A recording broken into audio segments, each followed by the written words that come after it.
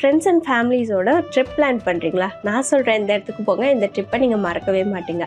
Early morning sunrise பார்க்கறதுக்கு சன்னூர் beach போங்க. அங்கே நீங்கள் வாக்கிங் ஆர் சைக்கிளிங் பண்ணிவிட்டு சன்ரைஸை பார்க்கலாம். அது பார்க்கறதுக்கு மைண்டுக்கு பீஸ்ஃபுல்லாக இருக்கும். அது முடிச்சுட்டு ஹோட்டல் போயிட்டு ரெஃப்ரெஷ் ஆகிட்டு பிரேக்ஃபாஸ்ட்டையும் முடிச்சுட்டு அங்கேருந்து நீங்கள் லேக் பிராட்டன் டெம்பிள் போனீங்கன்னா அங்கே அந்த கோயில் தண்ணியில் மிதக்கிற மாதிரியே இருக்கும். இது பார்க்க மைண்டுக்கு பீஸ்ஃபுல்லாகவும் சில்லிங்காகவும் இருக்கும். அதை முடிச்சுட்டு சாம்பகான் சீக்ரெட் கார்டனுக்கு போனீங்க அப்படின்னா அங்கே water falls and natural pools எல்லாமே க்ரீனிஷாக மைண்டுக்கு ப்ளசண்ட்டாக இருக்கும் பார்க்க.